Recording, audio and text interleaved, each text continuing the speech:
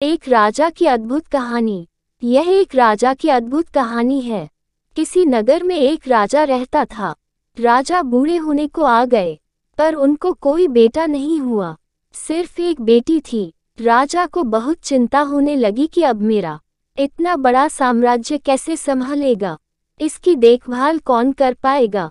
एक दिन अचानक भगवान का नाम लेकर राजा ने ये निर्णय लिया कि कल सुबह जो भी हमारे दरवाजे पर आने वाला पहला व्यक्ति होगा, मैं अपनी बेटी से उसका विवाह कर दूंगा और अपना नया उत्तराधिकारी बना दूंगा।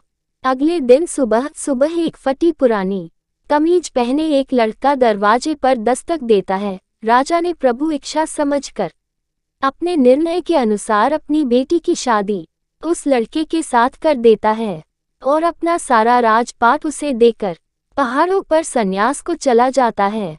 अब ये नया राजा राजपाट के बारे में जानकारी इकट्ठा करने की कोशिश करता है।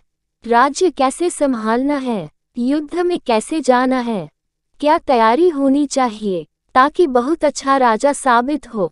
उसने अलग अलग काम अपने अलग अलग मंत्रियों को दे रखा था, जैसे राजकोष वित्त मंत्री को, सेना की बागडोर सेनापति को और ऐसे ही अन्य कई मंत्रियों को अपने मंत्रिमंडल में शामिल कर रखा था। नए राजा के संचालन में राज्य बहुत बढ़िया से चल रहा था। सारी प्रजा पुराने राजा की बहुत तारीफ कर रही थी कि क्या राजा चुना है महाराज ने। समस्त प्रजा के हमदर्द बनकर सदैव खड़े रहते हैं।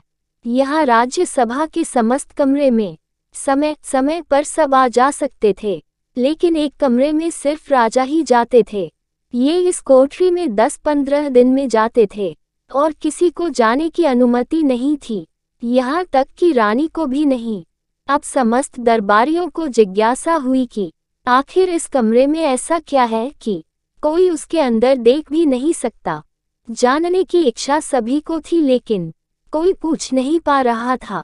फिर बड़ी हिम्मत करके वित्त मंत्री ने पूछ लिया कि माफ कीजिएगा राजा साहब, लेकिन आखिर इस कमरे में प्रवेश वर्जित क्यों है, क्या है इस कोठरी में। राजा ने उन्हें डांट दिया और कुछ नहीं बताया। कुछ दिन बाद सबने कहा कि अब सेनापति ही पूछ सकते हैं, इनकी बात राजा को माननी पड़ेगी। जब सेनापति ने राजा से कमरे के बारे में चर्चा किया तो राजा ने उन्हें भी कुछ नहीं बताया। यहाँ से सबके मन में एक ही विचार आ रहा था कि अब रानी ही है जो इस जिज्ञासा को समाप्त कर सकती हैं। सब ने रानी से कहा कि आखिर इस कमरे में ऐसा क्या है कि महाराज आपको भी जाने की अनुमति नहीं देते। फिर क्या था, रानी ने तो एकदम जिद पकड़ ली कि अब तो मुझे जानना है।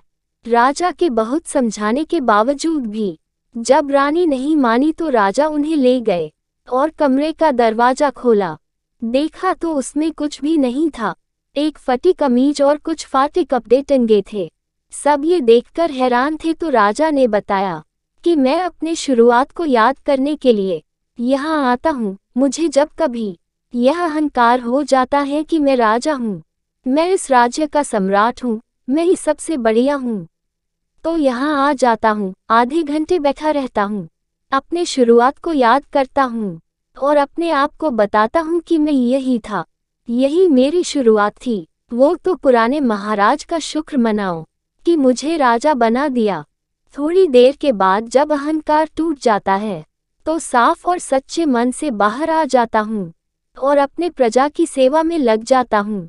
ये कहानी हमें बताती है कि अगर जिंदगी में कभी आपको ईगो आ जाए, आप अपने को परिपूर्ण मानने लगो, आपको लगता है कि मेरे जैसा तो कोई है ही नहीं, तो अपने शुरुआत को याद करिए, अपने स्ट्रगल वाली पुरानी जिंदगी को याद करिए। आप सरल होने लगेंगे, विनम्र होने लगेंगे, जमीन से जुड़ा हुआ महसूस करने लगेंगे। इसीलिए कहा जाता है कि पैसा इंसान को ऊपर ले जाता है, इंसान पैसा को कभी ऊपर नहीं ले जा पाता।